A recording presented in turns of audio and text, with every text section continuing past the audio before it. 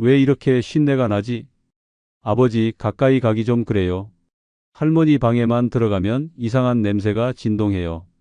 혹시 이런 말을 들어본 적 있으신가요? 그렇다면 지금 당장 거울보다 더 중요한 곳을 봐야 합니다. 노인 냄새는 자연스러운 게 아닙니다. 씻지 않아서 나는 악취입니다. 특히 오늘 알려드릴 5군데 이곳들을 매일 닦지 않으면 냄새는 점점 짙어지고 결국 사람들 마음도 멀어집니다.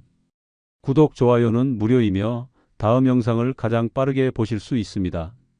노인 냄새를 제거하기 위해 매일 씻어야 하는 부위 중 첫 번째는 항문 주변입니다.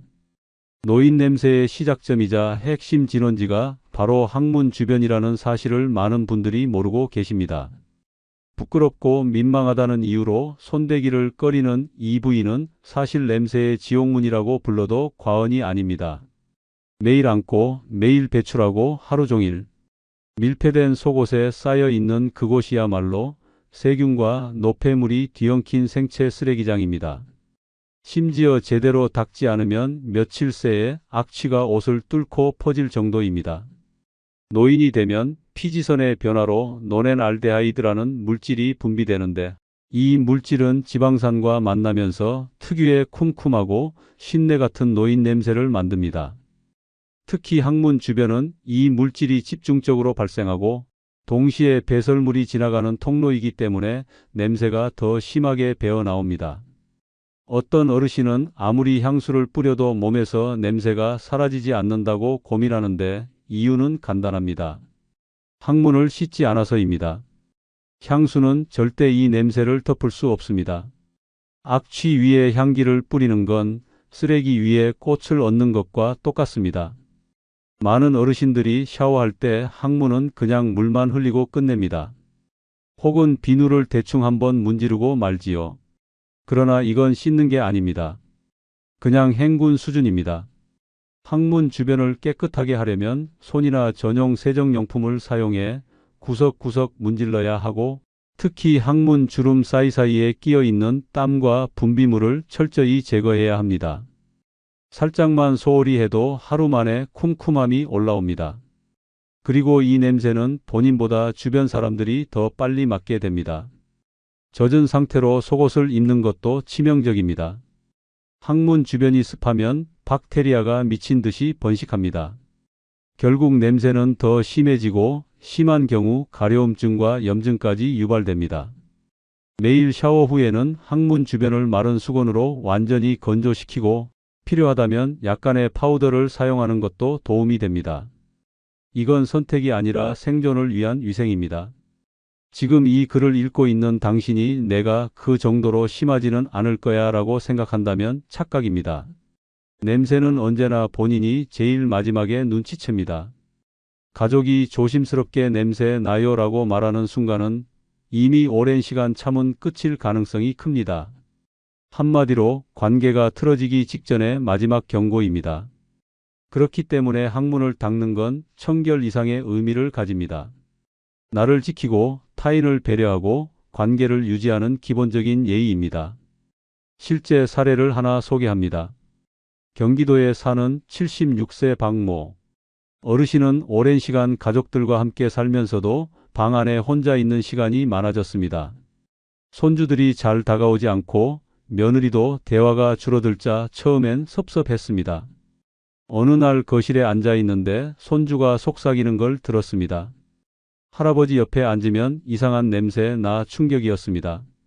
그날부터 검색을 시작했고 노인 냄새에 대해 처음 알게 되었습니다.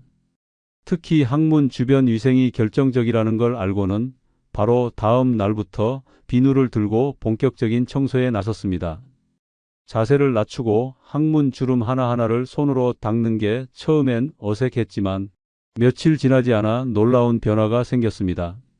손주가 먼저 옆에 앉고 며느리가 웃으며 요즘 샴푸 바꾸셨어요? 라고 물었습니다. 냄새 하나 없앴을 뿐인데 가족 분위기가 완전히 달라졌습니다. 박 어르신은 웃으며 말했습니다. 이 나이에 항문 닦는 걸로 인생이 바뀔 줄은 몰랐지. 냄새 하나 없앴더니 사랑이 돌아왔어. 이처럼 항문 주변을 씻는 일은 단순한 청결이 아니라 존중받는 삶을 위한 실천입니다. 매일 2분 꼼꼼히 닦는 습관이 당신을 더 건강하고 당당하게 만들어줍니다. 오늘부터 실천해 보십시오. 노인 냄새는 지워지고 사람들의 시선이 달라집니다. 노인 냄새를 제거하기 위해 매일 씻어야 하는 두 번째 부위는 사타구니입니다. 이 부위를 간과하면 노인 냄새는 절대로 사라지지 않습니다. 사타구니는 인간의 몸 중에서도 가장 음습하고 폐쇄적인 공간입니다. 피부가 겹치고 통풍은 거의 없으며 하루 종일 속옷과 바지에 눌려있는 이곳은 말 그대로 땀과 세균의 번식장이며 악취의 근원지입니다. 특히 나이가 들면 활동량은 줄고 땀의 성분도 변화하여 냄새가 더 진하고 자극적으로 바뀝니다. 바로 이 변화가 노인 냄새의 주요 원인 중 하나입니다. 사타구니는 단순히 피부만 있는 게 아닙니다. 남성은 고환이, 여성은 음순 부위가 밀접하게 연결되어 있어 이 부위가 불결하면 성기 주변까지 영향을 미칩니다. 문제는 땀, 분비물, 피지, 노폐물이 하루 종일 여기서 썩고 있다는 것입니다. 그 결과는 하나입니다. 앉았다가 일어설 때 의자에 남는 채취, 옷을 벗었을 때 확 퍼지는 시큼하고 눅진한 냄새. 이건 단순한 땀 냄새가 아닙니다. 고인 분비물과 오래된 피지, 박테리아의 혼합체입니다. 말 그대로 썩은 냄새입니다. 더 큰 문제는 이 냄새가 겉옷을 뚫고 퍼진다는 것입니다. 냄새는 기억보다 오래 갑니다. 당신이 지나간 자리, 앉았던 의자, 심지어 이불까지 냄새로 오염됩니다. 사타구니를 씻지 않는다는 건 내 몸을 방치하는 것을 넘어서 타인을 불쾌하게 만드는 폭력입니다. 그리고 그 폭력은 가족에게도 그대로 전달됩니다. 사타구니를 제대로 씻기 위해서는 손을 써야 합니다. 단순히 물을 흘리는 것, 바디워시 거품을 대충 바르는 것은 아무 소용이 없습니다. 피부가 겹쳐지는 부위 사이, 고환 아래, 음모가 난 부분, 허벅지 안쪽까지 손으로 문질러 닦아야 합니다. 비누는 항균력이 있는 약산성 제품을 사용하는 것이 좋습니다. 그리고 중요한 건 씻은 후 완벽하게 말리는 것입니다. 젖은 상태로 속옷을 입으면 금세 땀이 배이고 세균이 폭발적으로 늘어납니다. 뽀송뽀송하게 말린 후에는 면 속옷을 입고 하루에 한 번은 반드시 갈아입어야 합니다. 노인 냄새가 유난히 심한 어르신들을 보면 대부분 사타구니 위생이 엉망입니다. 어떤 분은 사타구니가 붉게 짓무르고 냄새가 썩은 고기 냄새처럼 나는데도 그냥 둡니다. 왜일까요? 부끄러워서입니다. 부끄러워하다가 주변 사람들 코를 망가뜨리고 결국 자신도 외면받게 됩니다. 이건 결코 과장이 아닙니다. 냄새는 관계를 끊습니다. 반대로 사타구니 하나 잘 씻으면 사람들과의 관계가 다시 살아납니다. 실제 사례를 하나 소개합니다. 서울에 사는 74세 조 모 어르신은 아침마다 손자 손녀를 등교시키며 버스 정류장까지 같이 걷는 것이 일상이었습니다. 그런데 어느 날부터인가 손자들이 유난히 거리를 두는 겁니다. 처음엔 사춘기라고 생각했지만 손녀가 실수로 한마디를 툭 뱉었습니다. 할아버지한테서 썩은 냄새 나. 그 말에 며느리까지 조심스럽게 말을 꺼냈습니다. 아버지, 속옷 쪽에서 냄새가 조금 신경 쓰이실 수도 있어서요. 조 어르신은 큰 충격을 받았습니다. 평소 물론은 샤워했지만 사타구니는 손대기 민망해서 피하던 부위였습니다. 그러나 그날 이후 샤워 습관을 완전히 바꿨습니다. 사타구니 안쪽까지 손으로 꼼꼼히 씻고 비누도 바꿨습니다. 처음엔 간지럽고 낯설었지만 며칠 지나자 확연히 냄새가 줄어드는 게 느껴졌습니다. 그뿐 아니라 며느리가 먼저 커피 한잔 하자고 제안했고 손녀도 다시 팔짱을 끼기 시작했습니다. 그는 말했습니다. 사타구니 하나 깨끗이 씻었더니 손주들이 다시 나를 사랑해줬습니다. 냄새는 인간관계의 시작이자 끝이더군요. 이처럼 사타구니 청결은 나이 들수록 더욱 중요한 생존 전략입니다. 나이가 들수록 몸은 변합니다. 냄새도 달라집니다. 하지만 씻는 습관만 바꾸면 냄새는 사라지고 존중이 돌아옵니다. 오늘부터 손으로 직접 꼼꼼하게 씻으십시오. 냄새 없는 인생 얼마든지 가능합니다. 노인 냄새를 제거하기 위해 매일 씻어야 하는 세 번째 부위는 귀 안쪽입니다. 많은 사람들이 절대로 신경 쓰지 않는 곳, 하지만 냄새는 가장 먼저 퍼져나가는 곳이 바로 귀 안쪽입니다. 겉으로 보기엔 말끔해 보일지 몰라도 귀 안쪽, 특히 귓바퀴 뒤와 귓구멍 근처는 노폐물, 피지, 땀, 각질이 응축된 진짜 노인 냄새 공장입니다. 나이가 들수록 이 부위의 피지선 활동이 왕성해지면서 끈적하고 기름진 분비물이 축적됩니다. 이 축적물이 바로 노렌알데하이드와 만나면서 썩은 기름 냄새, 꿉꿉한 곰팡이 냄새를 만들어냅니다. 귀는 작고 굴곡이 많은 구조로 되어 있어서 물만 흘려서는 절대 청소가 되지 않습니다. 특히 귀 뒤쪽은 머리카락에 가려져 있고 샴푸도 잘 닿지 않아 씻는 걸 깜빡하기 쉽습니다. 그 결과 하루 이틀만 관리하지 않아도 찌든 때가 생기고 그때에서 냄새가 나기 시작합니다. 이 냄새는 본인보다 옆에 앉은 사람이 먼저 맡습니다. 특히 가까이서 대화를 나눌 때 상대방은 당신이 말할 때마다 풍겨오는 그 꿉꿉함을 그대로 느끼게 됩니다. 더 심각한 것은 귀 안쪽의 냄새가 노인 특유의 냄새라는 인상을 가장 먼저 심어준다는 점입니다. 귀에서 냄새가 나면 얼굴 전체에서 냄새가 나는 것처럼 느껴집니다. 냄새는 위생 불량, 나이 등 관리 부족의 상징처럼 사람들의 뇌리에 각인됩니다. 이는 대인관계에도 직접적인 타격을 줍니다. 아무리 옷을 잘 입고 머리를 단정하게 해도 귀에서 냄새가 나면 모든 이미지가 무너집니다. 말 그대로 노인 냄새의 시발점이 되는 것입니다. 귀 안쪽을 청결히 유지하기 위해서는 샤워할 때 귀 뒤쪽을 비누로 문질러 닦는 것이 기본입니다. 귀구멍 주변은 면봉이나 젖은 거즈로 살살 닦아야 하며 귓바퀴 사이사이도 꼼꼼하게 세척해야 합니다. 너무 세게 닦으면 상처가 생길 수 있으니 부드럽게 하지만 충분히 반복해서 닦는 것이 중요합니다. 그리고 샤워 후에는 귀 주변을 반드시 마른 수건으로 닦아야 합니다. 물기가 남아있으면 세균 번식의 온상이 되며 결국 냄새는 더 심해집니다. 노년기에 들어서면 귀지가 더 끈적해지고 양도 많아지는 경향이 있습니다. 귀지가 굳어가며 냄새는 더욱 강해지고 심지어 검은 귀지가 배어 나오는 경우도 많습니다. 이럴 땐 면봉 하나로는 부족합니다. 정기적으로 귀 세정제를 사용하는 것도 좋은 방법입니다. 귀에서 냄새가 나기 시작하면 이미 늦은 것입니다. 지금부터 매일 관리해야 합니다. 실제 사례를 하나 소개합니다.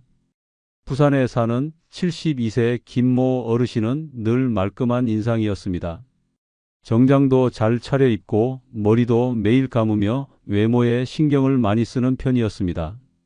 그런데 이상하게도 어딜 가나 사람들이 미묘하게 거리를 두었습니다. 심지어 교회 소그룹 모임에서도 옆자리에 사람이 잘 앉지 않는 겁니다. 김 어르신은 당황했고 딸에게 고민을 털어놨습니다. 그러자 딸이 한마디 했습니다. 아빠 귀에서 쉰내 나요. 그제야 거울을 들고 귀를 자세히 본 김 어르신은 경악했습니다. 귓바퀴 뒤에 누렇게 낀 때, 귓구멍 근처에 덕지덕지 붙은 귀지. 매일 샤워하면서 한 번도 신경 쓰지 않았던 그곳이 지독한 냄새의 원인이었습니다. 그날부터 귀 전용 클렌저를 구입하고 샤워할 때마다 귀를 씻기 시작했습니다. 귓바퀴를 손톱으로 밀어보니 때가 밀릴 정도였습니다. 닦고 또 닦았습니다. 일주일쯤 지나자 주변 반응이 바뀌었습니다. 교회 모임에서 옆에 앉는 사람이 생겼고 딸도 이제 진짜 향수 냄새만 나요라고 말했습니다. 김 어르신은 웃으며 말했습니다. 귀 하나 닦았더니 사람 대접을 받네요. 내가 문제였더라고요. 냄새는 사람을 쫓아내지만 청결은 사람을 다시 데려오더군요. 노인 냄새를 제거하기 위해 매일 씻어야 하는 네 번째 부위는 입천장입니다. 대부분 사람들은 양치만 하면 입냄새가 사라질 거라고 생각합니다. 하지만 결정적인 실수입니다. 양치질만으론 절대 제거되지 않는 노인 냄새의 본거지가 바로 입천장입니다. 이곳은 눈에 잘 띄지 않지만 음식물 찌꺼기, 세균, 치매 잔여물들이 뒤엉켜 끈적한 막을 형성하는 은밀한 악취 저장소입니다. 특히 나이가 들수록 치매 분비량이 줄고 입안이 자주 마르기 때문에 입 천장에 세균이 들러붙고 말라붙어 썩은 내를 만들어냅니다. 문제는 이 냄새가 입안에서 나는 게 아니라 마치 온몸에서 나는 듯 퍼진다는 점입니다. 가까이서 대화를 나눌 때 상대방이 불쾌한 냄새를 느끼는 건 대부분 이 입 천장에서 올라오는 구취 때문입니다. 심지어 양치질을 아무리 열심히 해도 냄새가 가시지 않는 경우 입 냄새의 진짜 원인이 바로 이곳에 숨어 있는 경우가 많습니다. 그런데 이곳을 직접 청소하는 사람은 거의 없습니다. 입 천장을 닦는다고 말하면 오히려 이상하게 여길 정도입니다. 하지만 이걸 무시하면 당신은 평생 냄새나는 어르신으로 남게 됩니다. 입 천장을 청소하려면 단순한 칫솔질로는 부족합니다. 칫솔로 살짝 쓸어주는 수준이 아니라 혀 클리너나 입안 전용 스크래퍼로 입 천장을 구석구석 문질러줘야 합니다. 특히 아침에 일어나자마자 입 천장을 닦는 습관을 들이면 구취가 놀라울 정도로 줄어듭니다. 하루의 첫인상을 결정짓는 건 향수도 세련된 옷도 아닌 바로 이 입 냄새입니다. 그런데 그 냄새의 발원지가 입 천장이라는 사실 지금까지 알고 계셨나요? 양치, 가글, 혀 닦기, 치실까지 해놓고도 입 냄새가 남는다면 그건 입 천장을 방치한 결과입니다. 이곳은 입안의 지붕 같은 곳이지만 사실은 곰팡이가 자라는 천막과도 같습니다. 매일 숨을 쉬고 음식물을 넘기고 말을 하면서 이 부위에 세균과 잔여물이 덕지덕지 붙는 것입니다. 그리고 시간이 갈수록 그 냄새는 악취로 변합니다. 그야말로 입 속에 있는 작은 하수구입니다. 실제 사례를 하나 소개합니다. 인천에 사는 75세 한 어르신은 늘 양치질을 철저히 하는 분이었습니다. 하루 3번 양치, 치실, 심지어 혀 클리너까지 사용했지만 가족들은 여전히 입 냄새가 심하다고 말했습니다. 특히 손주가 가까이 오기를 꺼려하고 며느리가 아버님, 가글 좀 더 하시면 안 될까요? 라고 조심스럽게 말할 정도였습니다. 어르신은 속상했고 스스로 청결한 편이라고 생각했기에 자존심까지 상했습니다. 그러던 중 TV 건강 프로그램을 통해 입 냄새의 원인이 입 천장일 수 있다는 걸 알게 되었습니다. 다음 날부터 그는 혀 클리너의 반대면을 이용해 입 천장을 아침마다 부드럽게 문지르기 시작했습니다. 처음엔 구역질이 날 만큼 어색하고 힘들었지만 며칠 지나자 확연한 변화가 생겼습니다. 손주가 다시 무릎에 앉고 며느리는 요즘은 진짜 냄새가 하나도 안 나요 라고 웃으며 말했습니다. 한 어르신은 이렇게 말했습니다. 내 입 냄새가 천장에 처박혀 있을 줄은 꿈에도 몰랐습니다.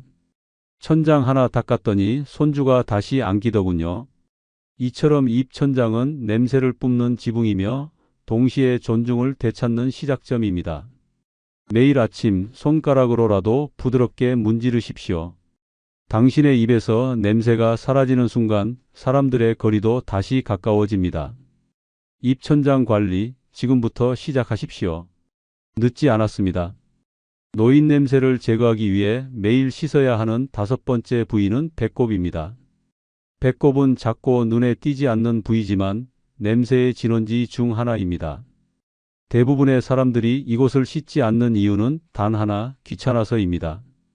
하지만 그 결과는 끔찍합니다. 배꼽 안에는 피지, 땀, 죽은 각질, 옷에서 떨어진 먼지들이 쌓이고 쌓여 검은 때 덩어리가 됩니다. 이 찌꺼기들이 부패하면서 지독한 악취를 내뿜는데 그 냄새는 마치 오래된 빨래 냄새, 상한 기름 냄새처럼 코를 찌릅니다. 이 배꼽 속 찌든 냄새가 바로 노인 냄새의 일부분입니다. 특히 나이가 들수록 피지선이 예전보다 더 활동적이기 때문에 배꼽 안은 더욱 기름지고 냄새나기 쉬운 공간이 됩니다. 더군다나 배꼽은 움푹 들어가 있어 통풍이 잘 안 됩니다. 이 폐쇄된 구조 때문에 배꼽은 썩은 것들이 고여있는 생체 하수구 같은 존재입니다. 그런데도 샤워할 때 배꼽까지 씻는 사람은 극히 드뭅니다. 물만 흘려보내는 정도로는 절대 이곳의 악취를 제거할 수 없습니다. 문제는 배꼽 냄새가 겉옷을 통해서도 스며나온다는 점입니다. 배꼽 근처는 내복, 셔츠, 니트, 여러 겹의 옷에 덮여 있지만 냄새는 그 틈을 타고 퍼집니다. 특히 땀이 조금이라도 찰 경우 이 냄새는 바로 증폭됩니다. 겨울에도 여름에도 배꼽은 쉬지 않고 냄새를 만들어냅니다. 사람들은 이상하게 몸에서는 샴푸 냄새가 나는데 가까이 가면 쿰쿰함이 느껴진다고 말합니다. 바로 이럴 때 범인은 배꼽입니다. 배꼽을 제대로 씻으려면 반드시 손으로 닦아야 합니다. 비누 거품을 충분히 내서 손가락으로 배꼽 속을 문질러 줘야 하며 필요하다면 면봉을 사용해 깊은 부분까지 청소하는 것도 좋습니다. 배꼽이 너무 민감해 아프다고 느끼는 경우도 있지만 그건 평소에 전혀 관리하지 않았다는 증거입니다. 매일 닦다 보면 통증도 사라지고 무엇보다 냄새도 함께 사라집니다. 그리고 씻은 후 반드시 마른 수건으로 말려줘야 합니다. 물기가 남으면 또다시 세균의 천국이 되기 때문입니다. 실제 사례를 하나 소개합니다. 대전에서 혼자 사는 79세 김모 어르신은 늘 샤워를 규칙적으로 하셨습니다. 그런데 딸이 간호차 들렀다가 이상한 말을 했습니다. 아버지 옷에선 냄새가 없는데 가까이 가면 뭐가 좀 쉰내가 나요. 어르신은 당황했고 속으로는 내가 청결하다고 생각했는데 대체 어디서 나는 냄새지? 하고 고민했습니다. 그러다 거울 앞에 서서 배꼽을 살펴봤고 인생 최대의 충격을 받았습니다. 배꼽 안이 까맣고 찐득한 물질로 가득 차 있었던 것입니다. 그날부터 김 어르신은 샤워할 때마다 배꼽 청소를 시작했습니다. 처음엔 손가락 넣는 것도 어색하고 찝찝했지만 비누 거품을 내어 꼼꼼히 닦다 보니 나중엔 때가 밀리듯 쌓인 찌꺼기가 떨어졌습니다. 하루하루 닦을수록 냄새도 옅어졌고 다시 딸이 집에 왔을 때 말했습니다. 아버지, 요즘은 그런 냄새 전혀 안 나요. 오히려 비누향 나요. 김 어르신은 웃으며 말했습니다. 배꼽 하나 닦았을 뿐인데 내가 더 가까운 사람이 됐습니다. 냄새 하나가 나를 멀게 만들었더군요.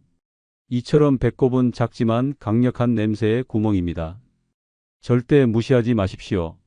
오늘 샤워할 때 비누 거품을 묻힌 손가락으로 배꼽 속을 꼭 한번 닦아 보십시오. 아마 당신도 몰랐던 숨은 악취가 사라질 것입니다. 냄새 없는 삶은 작은 습관에서 시작됩니다.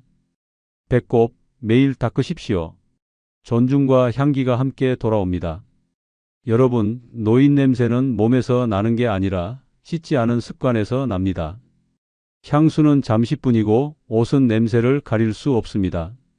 하지만 이 5군데만 매일 꼼꼼히 씻으면 놀랍게도 악취는 완전히 사라집니다. 냄새는 관계를 끊고 청결은 사람을 다시 돌아오게 만듭니다. 더는 미루지 마십시오. 지금부터 씻으십시오.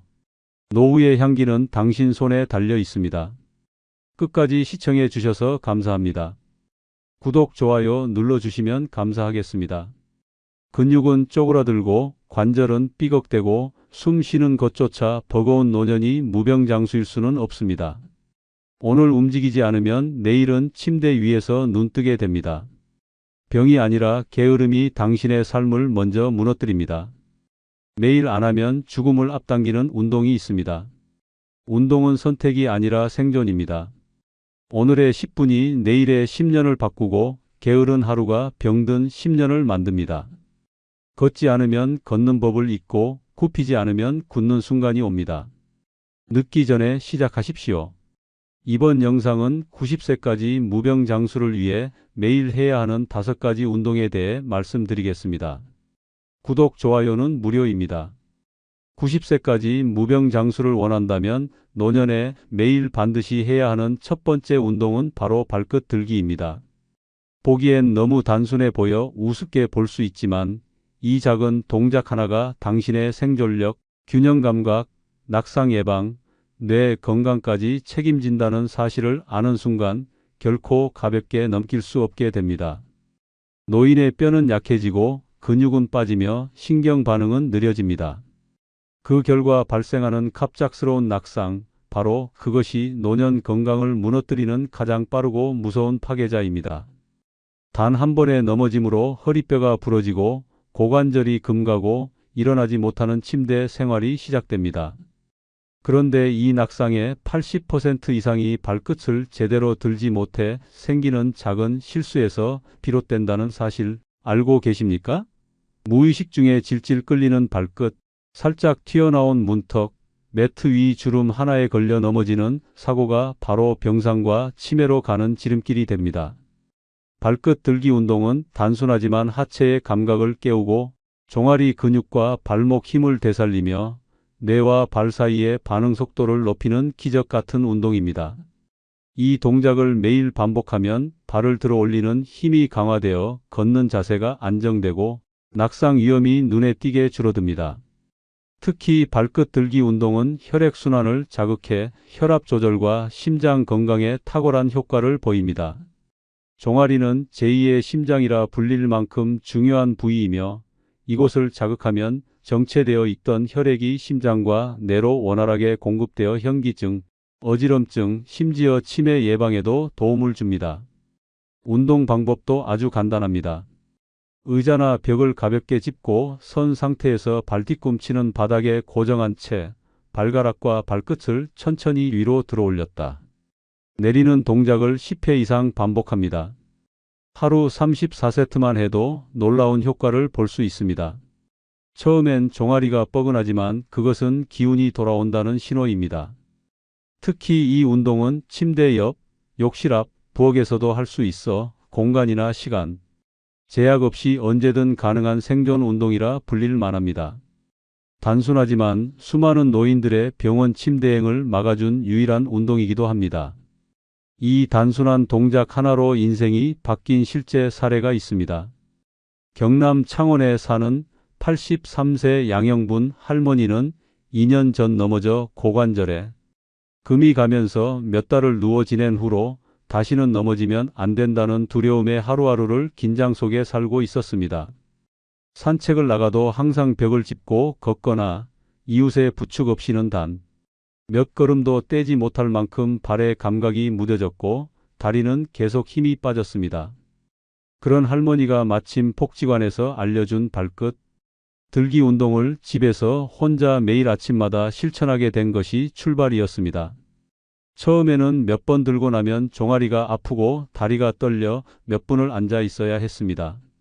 하지만 3일, 일주일, 2주일이 지나자 다리의 반응이 빨라지고 발끝이 힘있게 올라가며 무엇보다 걷는 걸음이 가볍고 빠르게 바뀌는 놀라운 변화가 찾아왔습니다.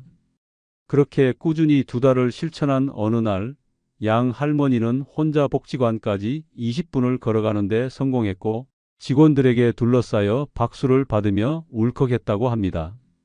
예전엔 방 안에서도 넘어질까 겁이 나 걸음을 멈췄던 자신이 지금은 스스로 시장도 가고 계단도 오르며 내 2발로 끝까지 살아볼 거야 라는 자신감을 되찾게 된 것입니다. 발끝을 하루에 10번 드는 습관은 단순한 운동이 아닙니다. 그것은 몸의 무게를 지탱하는 중심을 되찾고 삶의 중심을 다시 세우는 운동입니다. 넘어지는 노인은 뇌도 주저앉습니다. 걷는 자신감을 잃은 순간 몸도 마음도 무너져 내립니다. 두 번째 운동은 어깨 돌리기입니다. 겉으로 보기엔 별것 아닌 동작이지만 이것이야말로 전신 혈류를 깨우고 관절을 살리며 뇌졸중까지 막아주는 생명 운동입니다. 노년의 어깨는 조용히 굳어가고 있습니다. 처음에는 팔을 높이 들기 어렵고 나중에는 머리 감기도 힘들어지며 결국엔 어깨가 딱딱하게 굳고 팔이 떨어져 나갈 듯한 극심한 통증으로 일상을 무너뜨리게 됩니다. 이것이 바로 흔히 말하는 오십견, 유착성 관절 낭염, 회전근개 파열 등으로 이어지는 공포의 시작입니다. 어깨는 단순한 관절이 아닙니다. 팔, 목, 등, 심지어 가슴과 손까지 이어지는 상반신의 모든 움직임을 연결하는 중심축입니다. 그런데 나이가 들수록 이 어깨가 고장나기 시작합니다. 한번 굳기 시작한 어깨는 점점 팔 전체의 움직임을 제한하며 뇌의 운동센터까지 자극하지 못하게 만들어 치매 발병률을 높이고 활동 의욕을 완전히 꺾어버리는 악순환을 만들게 됩니다. 특히 노년기에는 어깨 주변 근육이 약해지고 혈액순환이 나빠지면서 관절이 쉽게 뻣뻣해지고 염증이 자주 발생하는데, 이걸 방치하면 작은 통증 하나가 전신의 기능 저하로 이어집니다. 샤워할 때 등을 닦지 못하고 옷을 입고 벗는데 고통을 느끼며, 심하면 잠도 제대로 못 자는 극심한 야간 통증까지 겪게 됩니다. 그 결과 노인은 스스로 움직이기를 두려워하게 되고, 움직이지 않으면 더 굽고 더 굳으면 병상에 누워버리는 참혹한 결과가 찾아오게 됩니다. 하지만 이 모든 파국은 단 하나의 습관, 매일 하는 어깨 돌리기로 충분히 예방할 수 있습니다. 어깨 돌리기 운동은 혈액순환을 촉진시키고 관절 윤활액 분비를 도와 마디를 부드럽게 만들며 노화로 굳어가는 근육과 인대를 풀어주는 가장 안전하고 효과적인 전신 운동입니다. 또한 어깨를 돌리는 동작은 목, 등, 팔까지 함께 자극되며 신경계의 순환을 돕고 뇌로 가는 혈류량도 증가시켜 기억력 유지와 치매 예방에도 큰 도움을 줍니다. 운동 방법도 간단합니다. 양팔을 자연스럽게 내린 상태에서 어깨만 이용해 천천히 앞쪽으로 10회, 뒤쪽으로 10회 크게 원을 그리듯 돌립니다. 이때 팔꿈치를 너무 세우거나 몸통을 과도하게 움직이면 효과가 떨어지므로 어깨의 움직임에 집중하며 천천히 부드럽게 돌리는 것이 핵심입니다. 아침에 일어나기 전, 샤워 후 TV를 보며 틈틈이 할 수 있어 누구든 부담 없이 매일 할 수 있는 동작입니다. 이 간단한 운동 하나로 인생이 바뀐 실제 사례가 있습니다. 대전 서구에 사는 79세 박기남 어르신은 몇 달 전부터 오른쪽 어깨에 뻐근한 통증이 생기더니 어느 순간부터 머리를 감을 수 없고 셔츠 단추를 잠글 수도 없는 상태가 되었습니다. 처음엔 대수롭지 않게 파스만 붙이며 넘겼지만 통증은 점점 심해져서 밤에도 잠을 자지 못하고 앉은 채 끙끙 앓는 나날이 이어졌습니다. 병원을 찾은 결과 진단은 유착성 관절 낭염, 일명 50견이었습니다. 운동 부족으로 관절이 굳었고 지금보다 더 악화되면 수술도 고려해야 합니다라는 의사의 말을 들은 박 어르신은 큰 충격을 받았습니다. 그때 재활치료사로부터 배운 것이 바로 어깨 돌리기 운동이었습니다. 처음엔 통증이 심해 작은 움직임도 어려웠지만 하루 5분씩 벽을 짚고 어깨를 천천히 돌리는 동작을 반복하면서 3일, 일주일, 2주일 통증은 점점 줄어들고 움직임은 다시 살아나기 시작했습니다. 2달이 지나자 어깨가 완전히 풀리고 스스로 머리를 감고 코트를 입으며 눈물을 쏟을 만큼 감격스러워했습니다. 지금은 동네 복지관에서 어르신들에게 어깨 돌리기 운동을 알려주는 운동 전도사가 되어버렸습니다. 어깨는 말없이 굳습니다. 아프기 전에는 아무도 신경 쓰지 않지만 한번 망가지면 당신의 삶 전체가 멈추게 됩니다. 매일 어깨를 돌리는 그 작은 습관이 치매, 낙상, 고통, 병상 생활을 막아주는 가장 확실한 예방주사입니다. 오늘 돌린 어깨가 내일의 삶을 지켜줍니다. 세 번째 운동은 계단 오르기입니다. 엘리베이터가 너무나 편리해진 시대, 계단은 점점 외면받고 있지만 사실 이 계단이야말로 노인의 근력을 되살리고 심장을 강화시키며 뇌를 깨우는 최강의 종합운동장입니다. 계단을 오른다는 건 단순한 이동이 아니라 근육, 관절, 심폐, 균형 감각, 심리 상태까지 동시에 자극하는 고효율 생존 운동입니다.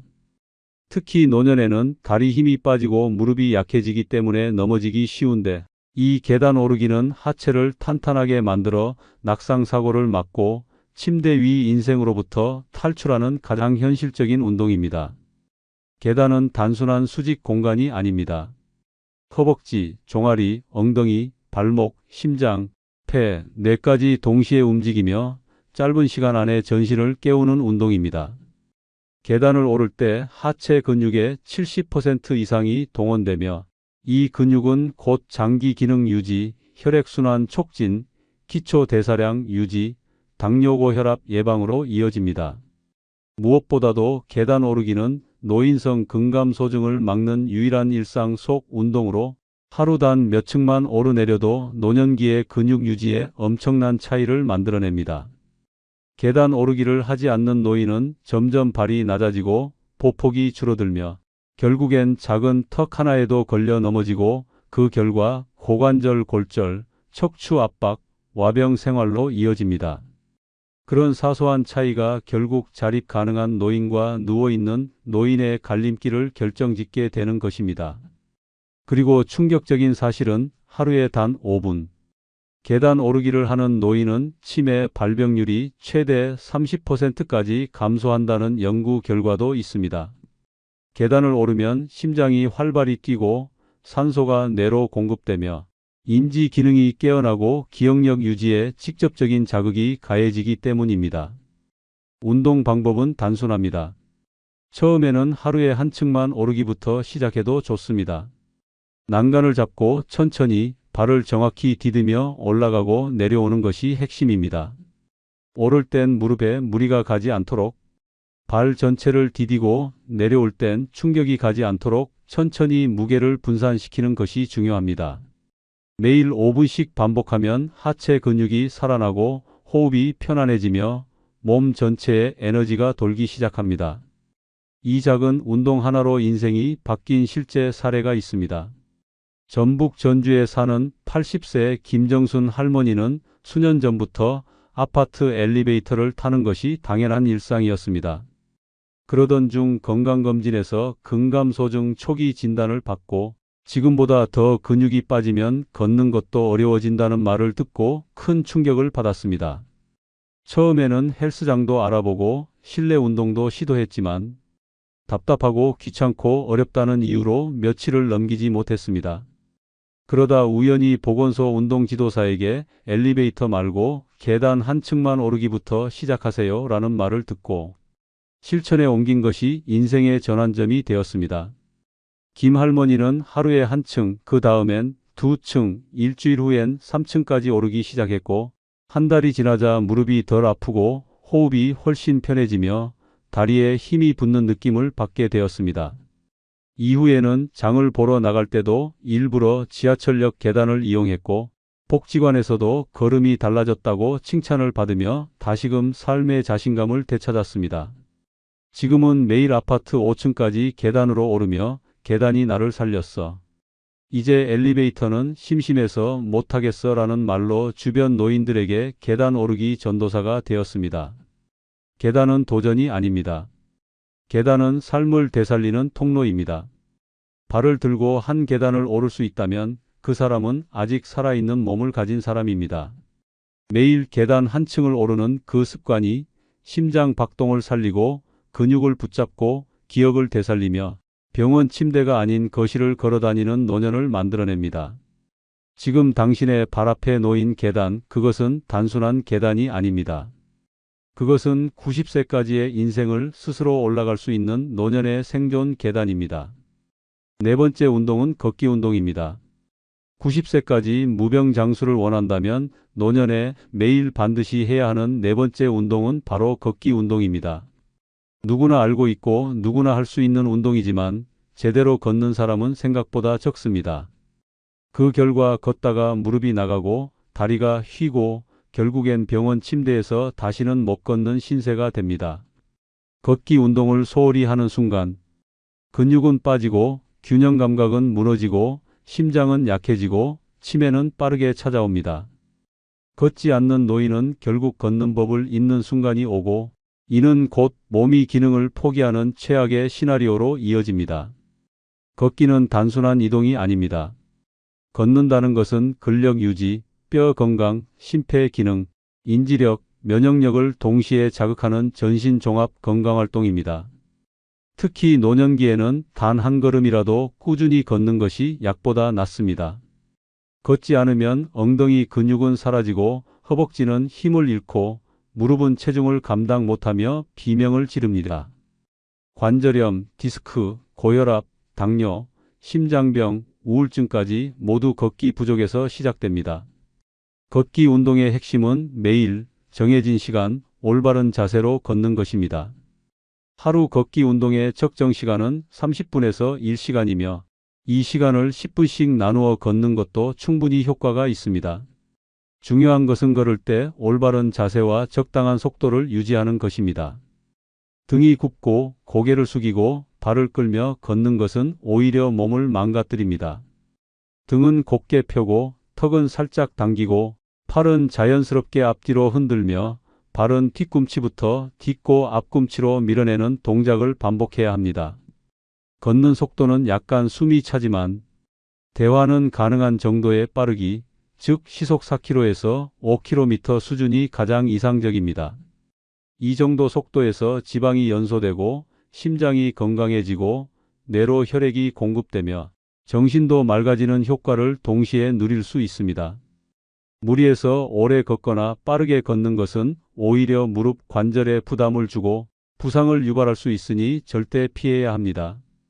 중요한 것은 꾸준함과 정확한 자세, 그리고 매일의 습관화입니다. 걷기는 누구나 할 수 있지만 잘 걷는 사람만이 오래 걷고 오래 삽니다. 이 간단한 걷기 운동 하나로 인생이 바뀐 실제 사례가 있습니다. 강원도 속초에 사는 85세 유순자. 할머니는 몇 년 전만 해도 하루 대부분을 소파에 앉아 TV를 보며 보냈습니다. 무릎도 시큰거리고 피곤하다는 이유로 나갈 일도 줄어들었고 점점 기력이 떨어져 병원 진료를 자주 받아야 했습니다. 그런 할머니가 어느 날 건강검진에서 심장 기능이 약해지고 근육량이 급격히 줄고 있다는 충격적인 말을 들은 뒤 딸의 권유로 걷기 운동을 시작했습니다. 처음엔 5분 걷기도 숨이 차고 다리가 땡기며 힘들었지만 하루에 10분씩 늘려가며 걷는 습관을 들였습니다. 유 할머니는 매일 아침 7시에 아파트 단지를 돌기 시작했고 처음엔 지팡이에 의지하다가 한 달 뒤엔 스스로 걸을 수 있게 되었고 2달 뒤엔 40분을 걸어도 끄떡없을 정도가 되었습니다. 그리고 그 효과는 눈에 띄게 나타났습니다. 숨이 차지 않고 혈압도 안정되고 무엇보다 마음이 밝아지며 사람들과 대화도 많아졌습니다. 몸이 가벼워지니 외출이 즐거워졌고 자연스레 건강도 돌아왔습니다. 유 할머니는 걷는 게 내 약이고 발이 아직 살아있단 증거야 라는 말을 남겼습니다. 걷지 않으면 다리는 죽습니다. 다리가 죽으면 몸 전체가 움직일 수 없습니다. 움직이지 않는 몸은 결국 병에 잠식당하게 됩니다. 걷는다는 건 단순한 운동이 아니라 생존의 선언입니다. 오늘 한 걸음이 내일의 삶을 만들고 모레의 건강을 결정합니다. 하루 30분 똑바로 정성스럽게 걷는 그 시간이 병을 밀어내고 치매를 늦추고 죽음을 한 발 더 멀리 보내는 시간입니다. 당신이 매일 걷고 있는가? 그것이 바로 90세까지 당당히 살아갈 수 있는지 아닌지를 결정하는 가장 중요한 기준입니다. 5번째 운동은 허리 돌리기입니다. 90세까지 무병장수를 원한다면 노년에 매일 반드시 해야 하는 5번째 운동은 바로 허리 돌리기입니다. 단순해 보이지만 이 동작을 무시한 대가는 상상 이상으로 참혹합니다. 노년기의 허리는 나무처럼 굳어가고 있습니다. 처음엔 살짝 뻐근하던 것이 어느 순간 허리를 제대로 펴지도 못하고 옆으로 돌리면 통증이 번개처럼 번지며 결국에는 허리디스크, 척추관 협착증, 좌골신경통이라는 고통의 3종 세트로 당신을 병원 침대에 눕히게 됩니다. 허리는 인체의 중심이며 상체와 하체를 연결하는 생명줄 같은 부위입니다. 이곳이 굳고 망가지면 일어나는 것도 걷는 것도 앉는 것도 고문처럼 변하는 현실이 시작됩니다. 특히 나이가 들면 허리 주변 근육이 약해지고 혈류가 줄어들며 잘못된 자세로 인해 척추에 무게가 집중되면서 퇴행성 질환이 빠르게 진행됩니다. 단순히 허리가 아픈 게 아닙니다. 허리가 무너지면 장기들이 눌리고 소화가 안 되고 배변 장애와 불면증까지 찾아오는 전신 건강의 붕괴가 시작됩니다. 허리 돌리기는 바로 그 무너지는 허리를 지켜주는 가장 강력한 방어 운동입니다. 이 동작은 허리 근육과 척추 관절을 부드럽게 풀어주고 장기를 자극해 소화 기능을 돕고 혈액순환을 개선해 하체까지 따뜻하게 만드는 전신순환 운동입니다. 게다가 허리를 좌우로 돌리는 동작은 골반을 정렬시켜 무릎과 발목의 부담까지 줄이며 어지럼증과 만성피로 해소에도 효과적입니다. 올바른 허리 돌리기 방법은 어렵지 않습니다. 양발을 어깨 너비로 벌리고 무릎은 살짝 굽힌 상태에서 양손을 허리에 올리고 허리를 천천히 시계 방향으로 돌린 후 반시계 방향으로도 돌리는 동작을 각각 10회씩 반복합니다. 이때 허리만 움직이되 목이나 어깨에 힘이 들어가지 않도록 주의해야 하며 호흡은 깊게, 동작은 천천히 하며 근육의 움직임을 느끼는 것이 중요합니다. 처음에는 5분, 익숙해지면 10분까지 늘려도 좋습니다. 이 간단한 습관만으로도 허리의 유연성, 장기 기능, 중심 균형이 눈에 띄게 달라집니다. 이 단순한 동작 하나로 인생이 바뀐 실제 사례가 있습니다. 충남 아산에 사는 80세 한도식 어르신은 몇 년 전부터 허리 통증을 느꼈지만 나이 들면 다 그런 거지 하며 대수롭지 않게 넘겼습니다. 그러다 어느 날 아침 침대에서 일어나려다 갑자기 허리에 통증이 찌르듯 몰려와 움직이지 못하고 바닥에 주저앉게 되는 일이 벌어졌습니다.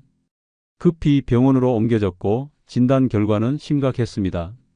척추 주위 근육이 너무 약해지고 디스크가 눌려 신경을 건드리는 상태였던 것입니다. 의사는 운동을 제대로 하지 않으면 다시 걷기 어려울 수 있다고 말했고 그 말을 들은 한 어르신은 재활을 결심했습니다. 병원에서 배운 첫 번째 운동이 바로 허리 돌리기였습니다. 처음엔 고통 때문에 조금만 움직여도 식은땀이 날 정도였지만 하루에 5분씩 천천히 돌리기를 반복하면서 허리 주변 근육이 조금씩 살아나기 시작했습니다. 한 달 후에는 허리를 숙이는데도 통증이 사라졌고 2달 후엔 등산 스틱을 짚고 천천히 동네 산책도 가능할 만큼 회복됐습니다. 지금은 하루도 빠짐없이 아침마다 허리 돌리기를 하며 동네 사람들에게 허리는 자고로 매일 돌려야 안 썩어라는 말을 입에 달고 살고 있습니다. 허리 돌리기는 단순한 운동이 아닙니다. 그것은 노년기의 중심을 바로 세우는 생명순환 운동입니다. 허리가 곧으면 마음도 펴지고 자세가 곧아지면 자신감도 되살아납니다. 매일 단 10분 허리를 부드럽게 돌리는 습관이 90세까지 병 없이 걷고 앉고 누울 수 있는 힘이 됩니다. 허리를 돌리는 당신의 그 작은 움직임이 몸속 장기를 춤추게 하고 골반을 바로잡고 혈관을 뚫으며 무병장수의 길을 열게 됩니다. 지금 당장 일어나 허리를 돌리십시오. 그것이 건강이 시작이고 인생의 연장이며 존엄한 노년을 지키는 가장 강력한 무기입니다. 늙어 혼자 산다고 하면 사람들은 고개를 갸웃합니다. 외롭겠다, 불쌍하다, 눈물로 하루를 보내겠지 그런 말부터 쏟아냅니다. 하지만 그건 젊은 사람들의 착각입니다. 진짜 눈물은 함께 살아야 하는 노인들의 몫입니다. 하루에도 수십 번 감정을 눌러 삼키고 잔소리와 무시에 찢기며 껍데기뿐인 관계 속에서 숨죽이며 사는 노인들이 얼마나 많은지 모릅니다.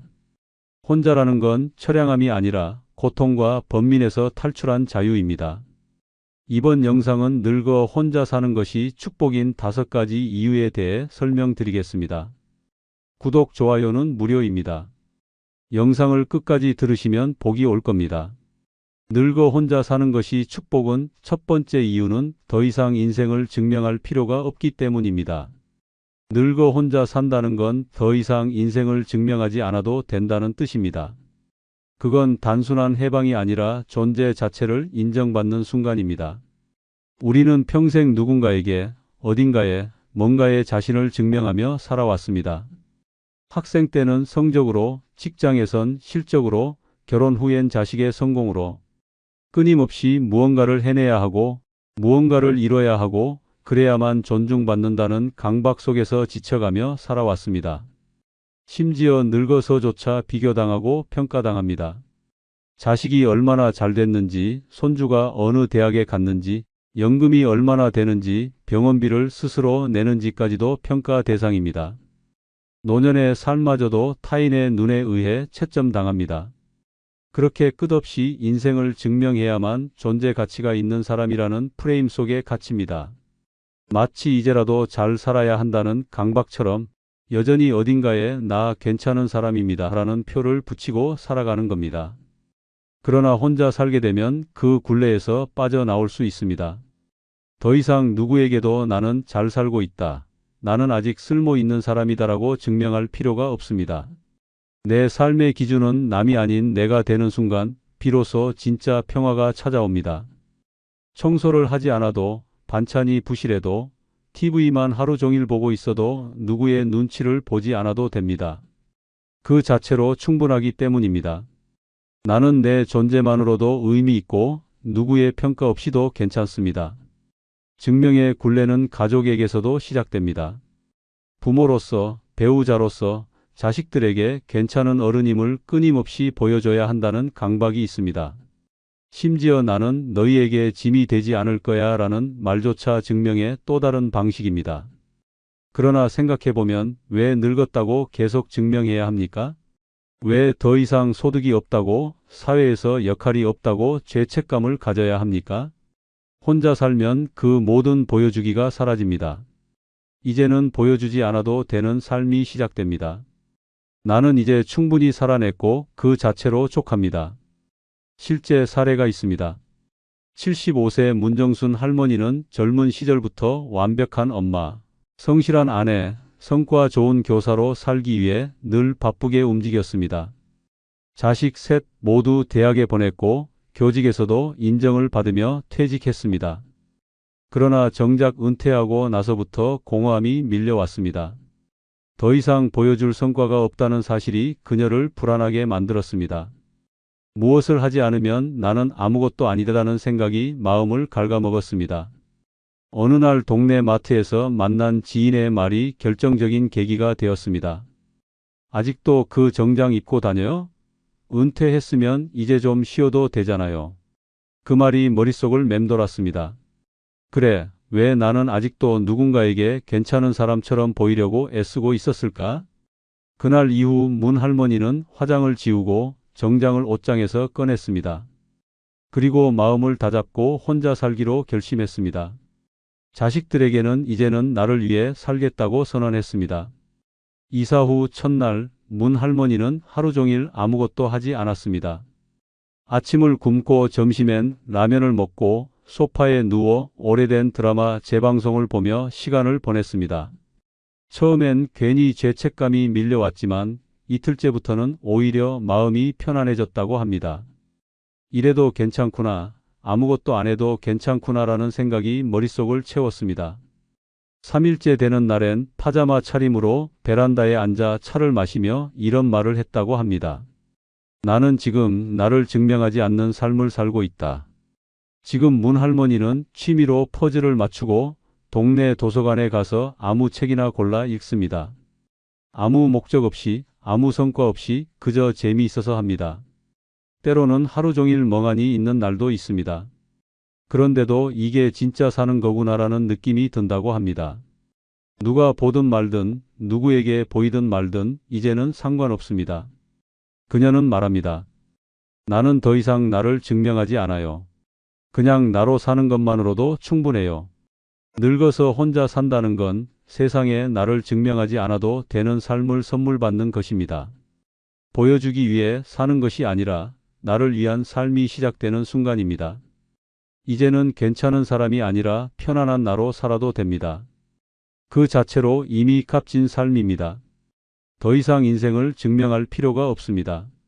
그것이야말로 가장 큰 축복입니다.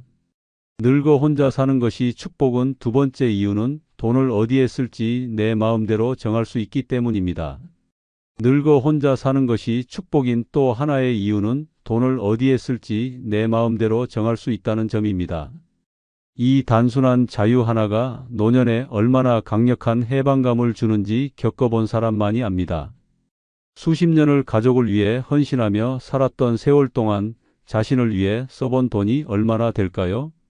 맛있는 밥 한 끼, 예쁜 옷 하나, 병원비 외에 순전히 내 기쁨을 위해 쓴 지갑이 언제였는지 기억조차 나지 않는 경우가 많습니다. 자식 교육, 남편 용돈, 손주의 장난감, 며느리 생일 선물까지 노인의 지갑은 항상 남을 위해 열려 있었습니다. 하지만 정작 본인의 치아가 흔들려도 치과 진료는 미루고 무릎이 아파도 파스를 붙이고 참고 살았습니다. 그 이유는 하나입니다. 돈을 내가 아닌 남을 위해 써야 했기 때문입니다. 노인의 돈은 가족에게는 언제든 꺼내 쓸 수 있는 비상금으로 여겨지고 정작 본인은 허락 없이 쓸 수 없는 은행 직원처럼 살아왔습니다. 혼자 살면 그 모든 족쇄가 풀립니다. 누가 뭐라 하든 내 돈은 내 손 안에 있고 그것을 어디에 쓸지는 오로지 내 결정입니다. 갑자기 꽃이 사고 싶으면 꽃집으로 향하고 삼겹살이 먹고 싶으면 혼자 고깃집에 들어가도 됩니다. 아침부터 시장통에서 파는 도넛 하나에도 웃을 수 있고 백화점에서 분홍색 블라우스를 하나 집어 들고도 후회하지 않습니다.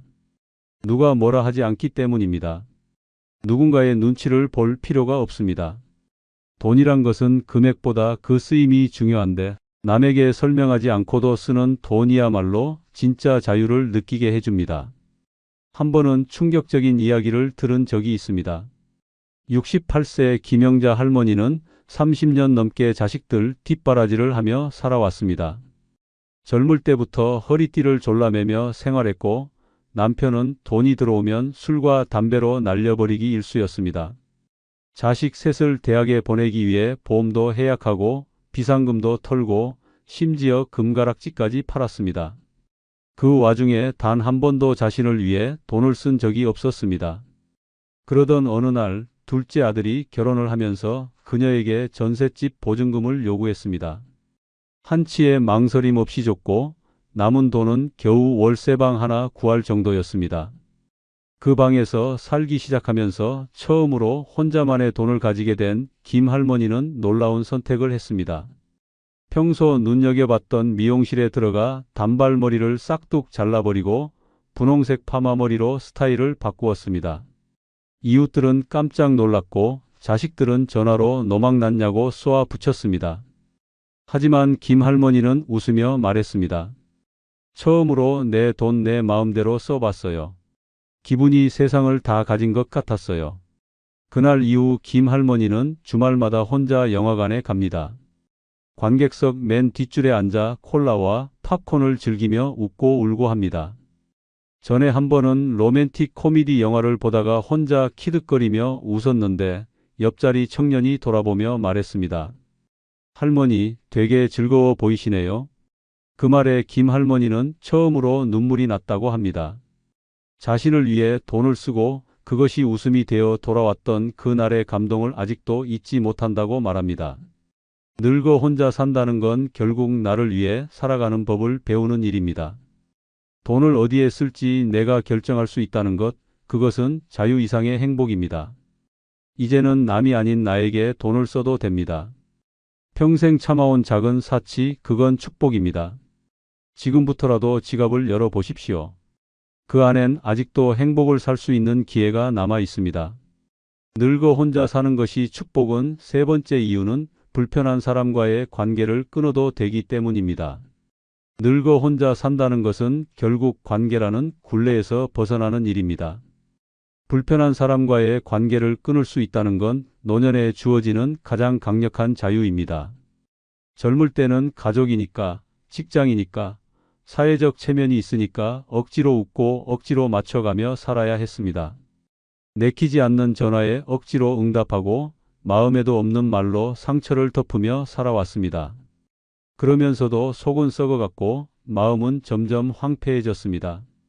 늙어서까지 그 불편한 관계를 유지하느라 자신을 망가뜨리는 사람들이 얼마나 많은지 모릅니다.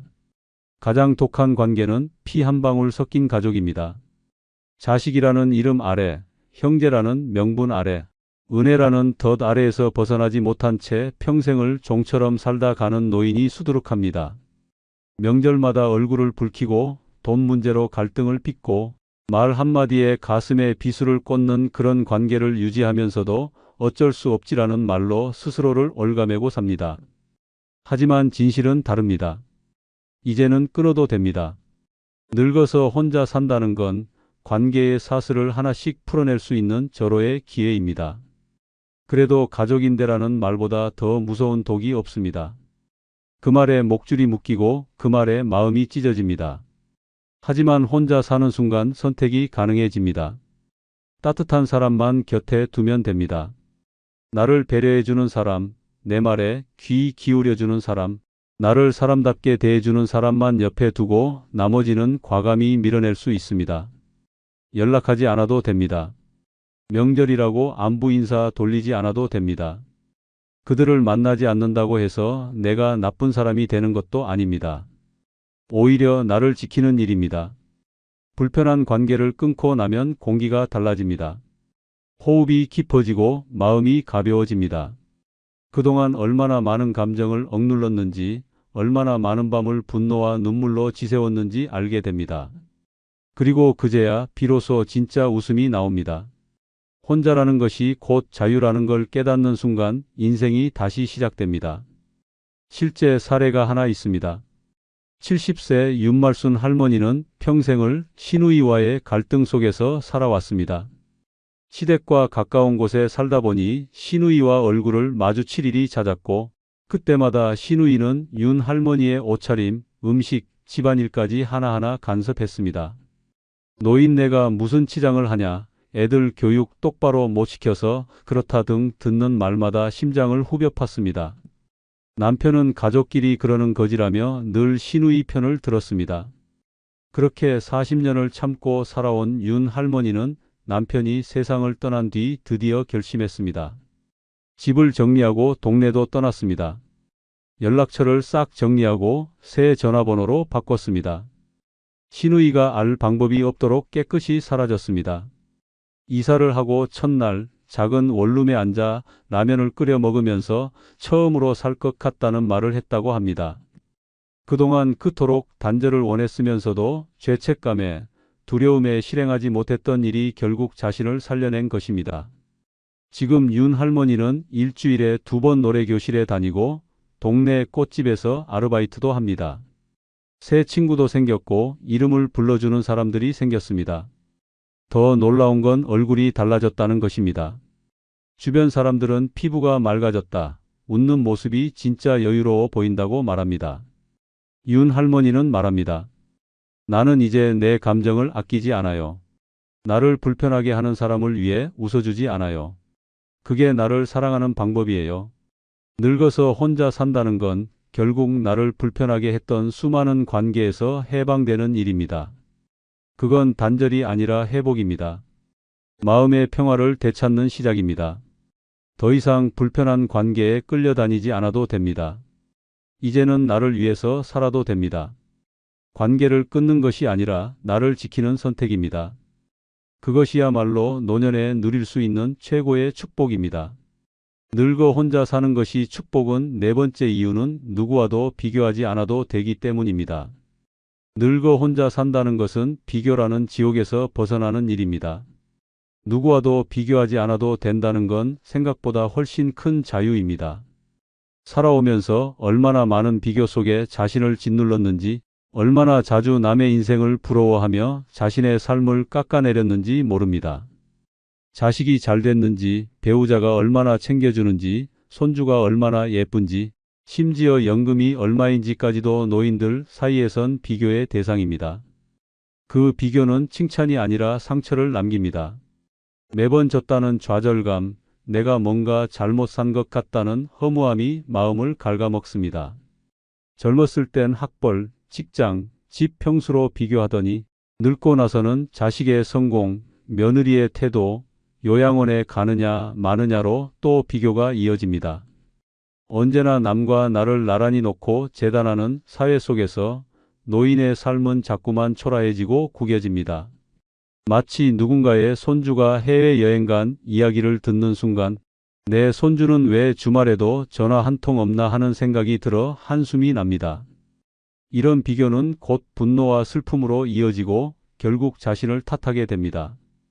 그리고 그 모든 감정은 고스란히 병이 되어 돌아옵니다. 하지만 혼자 살게 되면 그 비교에서 완전히 벗어날 수 있습니다.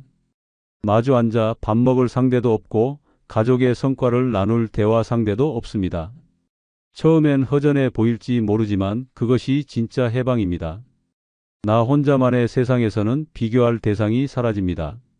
오늘 무슨 반찬을 먹었는지, 어제 누가 문병을 왔는지, 손주가 뭘 사줬는지, 그런 것들이 더 이상 중요하지 않습니다. 비교가 사라진 자리에는 평온이 찾아옵니다. 있는 그대로의 나를 인정하게 됩니다. 부족함도, 초라함도, 실수도 전부 내 삶의 일부였음을 받아들이게 됩니다. 늙어도 경쟁은 끝나지 않습니다. 노인정에서는 누가 더 자주 병원 가는지로 싸우고, 경로당에서는 누가 더 손주를 자랑했는지로 질투가 생깁니다.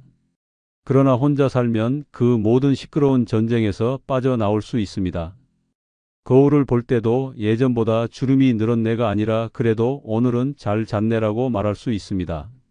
자신을 있는 그대로 받아들이는 순간 남과 비교해 초조했던 마음은 고요하게 가라앉습니다. 오히려 작은 기쁨에도 웃음이 나고 사소한 것에도 감사하게 됩니다. 충격적인 한 사례가 있습니다. 76세 김정임 할머니는 평생 비교에 시달려 왔습니다. 사촌 언니는 대기업 사이가 있어 연말이면 백화점 선물이 쏟아졌고, 이웃 할머니는 매주 손주가 찾아온다고 자랑을 했습니다. 김 할머니는 그때마다 마음 한구석이 뜨끔했습니다. 자식은 있지만 연락도 뜸했고 사위는 평범한 회사원이라 큰 선물도 없었습니다. 그러다 보니 매년 명절이 되면 마음이 불편해졌고 자존감은 바닥을 쳤습니다. 그러던 중 어느 날 우연히 이웃과의 말다툼에서 당신네 집은 애들도 연락 없잖아라는 말을 듣고 충격을 받았습니다. 그 말을 들은 날 밤 김 할머니는 처음으로 이렇게는 못 살겠다고 다짐했습니다. 마침내 작은 결정 하나를 했습니다. 동네를 떠나 혼자 살기로 한 것입니다. 자식들에게는 더 이상 기대하지 않기로 했고 자신이 좋아하는 걸 하며 살기로 마음먹었습니다. 그렇게 이사를 하고 가장 먼저 한 일은 노래를 부르는 일이었습니다. 집에서 유튜브로 옛날 트로트를 따라 부르며 하루를 보내는 일이 일상이 되었고, 매일 동네 커피숍에 가서 혼자 커피를 마시며 일기를 쓰는 습관도 생겼습니다. 한 달쯤 지나고 나니 주변을 둘러볼 시간이 생겼습니다. 다른 사람의 삶은 중요하지 않았고 내 하루가 어떻게 지나가는지가 더 궁금해졌습니다. 어느 날엔 뒷산에 올라가 동네 아이가 주운 도토리를 같이 주워보기도 했고, 다른 날엔 동네 책방에서 오래된 시집을 한 권 샀습니다. 김 할머니는 말합니다. 예전엔 누가 뭐 하나 자랑하면 하루 종일 신경 쓰였어요. 근데 요즘은 누가 뭐라든 상관없어요. 난 오늘 나한테 고마웠으니까. 지금 김 할머니는 매일 자기에게 편지를 씁니다. 오늘도 잘 견뎠다. 수고했다고 말해주는 작은 쪽지 하나에 비교 대신 자긍심이 자리 잡았습니다. 혼자 산다는 건 남을 볼 시간이 아니라 나를 볼 시간이 생긴다는 뜻입니다. 누구와도 비교하지 않아도 되는 삶, 그것이 바로 노년의 가장 큰 축복입니다. 늙어 혼자 사는 것이 축복은 다섯 번째 이유는 갈등이 없어 마음이 평온해지기 때문입니다. 늙어 혼자 사는 것이 축복이라는 말이 믿기지 않을 수 있습니다. 하지만 갈등이 사라진 조용한 삶을 겪고 나면 그 말이 뼈저리게 와닿습니다. 오랜 세월을 함께 살아온 사람과의 관계가 오히려 고통의 씨앗이 되는 경우가 적지 않습니다. 매일 반복되는 말다툼, 사소한 감정 싸움, 오해와 불신 속에서 노년을 보내는 것이 얼마나 피폐한 일인지 경험해 본 사람은 압니다. 나이가 들수록 사람은 예민해집니다. 작은 말 한마디, 밥 먹는 소리 하나에도 민감해지고 참았던 감정이 터져 나오는 순간이 점점 잦아집니다. 함께 사는 가족이 오히려 감옥의 간수처럼 느껴지는 순간도 생깁니다.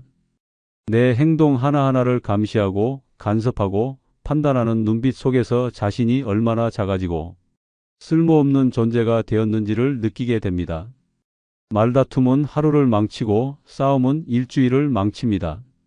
결국 말이 사라지고 마음이 닫히고 두 사람 사이엔 깊은 벽이 생깁니다. 그리고 그 벽은 서로를 외롭게 만들며 몸이 아닌 마음이 먼저 늙어버리게 만듭니다. 하지만 혼자 살면 다릅니다. 누군가에게 감정을 상하게 할까 걱정하지 않아도 됩니다. 마음이 편안합니다. 거짓 웃음을 지을 필요도 없습니다. 설거지를 하지 않았다고 다투지 않고 방문을 세게 닫았다고 구박받지 않습니다. 고요함 속에 나의 감정만이 존재하고 그 감정은 나에게 솔직해지게 만듭니다. 분노도 억울함도 사라지고 대신 고요함과 평온함이 찾아옵니다. 싸울 사람이 없다는 건 곧 고통이 없다는 뜻입니다. 혼자라는 단어가 더 이상 외로움이 아니라 자유로 다가옵니다. 충격적인 한 사례가 있습니다. 72세 정성자 할머니는 40년을 함께 산 남편과의 전쟁 같은 일상을 버리고 홀로 살기로 결심했습니다. 그녀의 하루는 늘 눈물로 시작해 눈물로 끝났습니다. 밥이 짜다고 던져진 밥그릇, TV 리모컨을 두고 벌어진 고성과 욕설, 병원비를 두고 벌어진 싸움 속에서 정할머니는 매일 가슴을 움켜쥐며 살았습니다. 참다 못해 남편 몰래 노인복지센터에서 독거노인 생활체험 프로그램에 참여하면서 처음으로 혼자의 평온함을 맛보게 되었습니다. 그 경험 이후 정할머니는 전셋집 보증금을 나눠받고 조용한 동네의 작은 오피스텔을 구했습니다. 이사 첫날 그녀는 창문을 열고 커피를 마시며 울었습니다. 아무도 그녀에게 잔소리하지 않았고 거실에 팬티만 입고 걸어다녀도 아무도 놀라지 않았습니다. 처음엔 고요함이 낯설었지만 어느 날부터는 그 고요함이 자장가처럼 느껴졌다고 말합니다.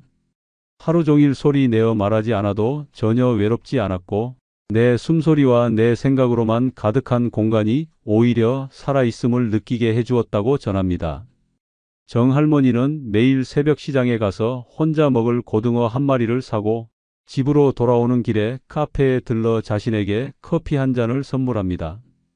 예전엔 상상할 수 없던 일상이었습니다. 지금은 말합니다. 나는 지금 내 생애 가장 평온한 날들을 살고 있습니다. 갈등이 없으니 내가 나를 사랑할 수 있게 되었어요. 늙어 혼자 사는 것이 결코 불행이 아닙니다. 구독, 좋아요 부탁드립니다. 감사합니다. 늙어서도 어디서나 환영받는 사람들 중 첫 번째는 자식 자랑보다 남 칭찬을 잘하는 사람입니다. 늙어서도 어디를 가나 환영받는 사람들의 가장 큰 특징 중 하나는 바로 이 자세입니다. 누구나 자기 자식은 귀하고 잘났다고 생각합니다. 하지만 자식 자랑은 듣는 이에게 피곤함과 질투심, 때로는 열등감을 안기며 대화를 피하고 싶게 만듭니다. 자식 자랑은 본인은 기분 좋을지 몰라도 듣는 사람은 마음이 서늘해지는 이야기입니다. 노인정, 경로당, 교회, 동네 모임에서 자식 자랑을 늘어놓는 사람은 어느새 사람들 사이에서 외톨이가 됩니다. 우리 아들은 미국에 있어요. 우리 딸은 대기업 다녀요. 손주는 장학금 받고요. 처음에는 다들 와 좋으시겠어요. 라고 반응하지만 그 말이 반복되고 과해질수록 사람들의 표정은 점점 굳어집니다. 남의 자식이 잘 되는 이야기는 하루 이틀이면 듣기 싫어지는 법입니다. 듣는 사람은 나도 모르게 내 자식과 비교하게 되고 괜히 초라한 마음이 들며 거리를 두게 됩니다. 반면 남을 칭찬하는 사람은 다릅니다. 그 집 며느리 참 살뜰하더라. 저 양반은 늘 웃는 얼굴이야. 동네 청년이 인사 잘하더라. 같은 말은 사람들의 마음을 녹입니다. 듣는 이의 기분을 좋게 만들고 주변을 환하게 밝히며 자연스럽게 호감이 쌓입니다. 칭찬은 분위기를 부드럽게 만들고 관계를 편안하게 이어줍니다. 말 한마디로 사람의 마음을 열게 하고 다시 그 사람을 만나고 싶게 만듭니다. 노년기에 진짜 지혜로운 사람은 자신이 아닌 남을 빛나게 합니다. 칭찬은 부자가 아니어도 학벌이 없어도 누구나 할 수 있는 최고의 선물입니다. 특히 같은 또래 어르신들 사이에서 남을 세워주는 사람은 중심이 됩니다. 누구나 그 사람 옆에 있으면 마음이 편하고 내 이야기를 편하게 꺼낼 수 있다고 느낍니다. 결국 모임에서도 길거리에서도 병원에서도 그 사람이 있으면 분위기가 좋아지고 그 사람 없으면 허전해지는 존재가 됩니다. 이제는 자식 자랑보다는 주변을 따뜻하게 칭찬하는 지혜가 필요합니다. 그 사람이 늙었어도 어디서나 환영받는 진짜 이유는 말 한마디에 사람을 살리는 힘이 있기 때문입니다. 수원의 박정혜 할머니는 77세입니다. 동네 경로당에서 누구보다 인기가 많습니다. 하루라도 박 할머니가 안 보이면 오늘 왜 안 오셨지? 하고 다들 걱정할 정도입니다. 그런데 특별히 잘난 것도 없고 대단한 자식 자랑도 하지 않습니다. 오히려 모임에선 늘 다른 사람들 이야기를 먼저 꺼냅니다. 어제 김 여사님이 만든 반찬 내가 진짜 맛있게 먹었어요. 최 여사님 손주 사진 봤는데 너무 귀엽더라 같은 말로 항상 남을 칭찬합니다. 어느 날 한 어르신이 조심스럽게 물었습니다. 박 여사님은 자식 자랑 안 하세요? 딸도 서울 살고 아들도 외국 있다면서요. 그때 박 할머니가 한 말이 전설처럼 회자됩니다. 내 자식이 잘난 건 내 복이고 남 자식이 잘난 건 그 집 복이지. 나는 그냥 좋은 이야기만 하고 싶어요. 그 말에 다들 고개를 끄덕이며 박수를 쳤습니다. 그 이후로 박 할머니는 동네에서 칭찬 장인이라는 별명을 얻었습니다. 누가 머리를 새로 했는지, 누가 건강이 좋아졌는지, 누가 새 옷을 입었는지 박 할머니는 다 기억하고 칭찬합니다. 사람들이 박 할머니를 기다리고 함께 하고 싶어 하는 이유는 단 하나입니다. 그녀 곁에 있으면 기분이 좋아지고 자존감이 올라가고 내가 괜찮은 사람처럼 느껴지기 때문입니다. 늙어서도 어디서나 환영받는 비결은 어렵지 않습니다. 자식 자랑보다 남 칭찬을 먼저 하는 것, 그것이야말로 사람을 끌어당기는 말의 힘입니다. 그리고 그 힘은 노년에 외롭지 않게 사는 가장 따뜻한 무기입니다. 두 번째는 언제나 상대를 존중하는 말을 쓰는 사람입니다. 언제나 상대를 존중하는 말을 쓰는 사람입니다. 나이를 먹는다고 다 존경받는 시대는 끝났습니다. 이제는 말 한마디에 사람의 격이 드러나는 시대입니다. 나이 든 사람이 하는 말이라고 다 옳고 다 받아들여지는 것은 아닙니다. 특히 노년에 접어들면 무심코 던진 한마디가 누군가에겐 비수처럼 꽂히고 관계를 단절시키는 원인이 되기도 합니다. 말은 나이보다 무섭고 나이보다 오래 남습니다. 무례한 말은 순간의 실수 같지만 듣는 사람에겐 평생의 기억이 됩니다. 나 때는 안 그랬어. 그 나이에 그게 뭐야? 어디서 감히 같은 말은 아무리 정답을 말하고 있어도 틀린 방식입니다. 자신은 나이로 상대를 눌렀다고 생각하지만 듣는 사람은 마음을 닫고 멀어지게 됩니다. 결국 그 사람은 어느 모임에서도 환영받지 못하고 만나도 피하고 싶은 사람이 됩니다. 존중은 어렵지 않습니다. 고생 많으셨겠어요. 그럴 수도 있죠. 제가 잘 몰랐네요. 같은 말에는 힘이 있습니다. 그 말은 상대의 입장을 인정하는 힘이고 함께 이야기할 수 있다는 신호입니다. 말투 하나 바꿨을 뿐인데 분위기는 달라지고 관계는 부드러워집니다. 나이가 들수록 더 부드러운 말을 써야 합니다. 그래야 나이 든 사람이 아닌 나이 들어 멋진 사람으로 남을 수 있습니다. 노년은 말을 내려놓아야 빛나는 시기입니다. 세상을 다 아는 듯 말하는 순간 사람들은 피곤함을 느낍니다. 나도 배워야겠어요 라고 말하는 노인은 존경받지만 그걸 아직도 몰라? 라고 말하는 노인은 외면당합니다. 말을 통해 자신의 위치를 세우려 하면 오히려 관계는 무너지며 말을 통해 상대의 가치를 세워주면 진정한 중심이 됩니다. 언어는 마음의 그릇입니다. 그릇이 좁으면 삐져나오고 그릇이 넓으면 담아낼 수 있습니다.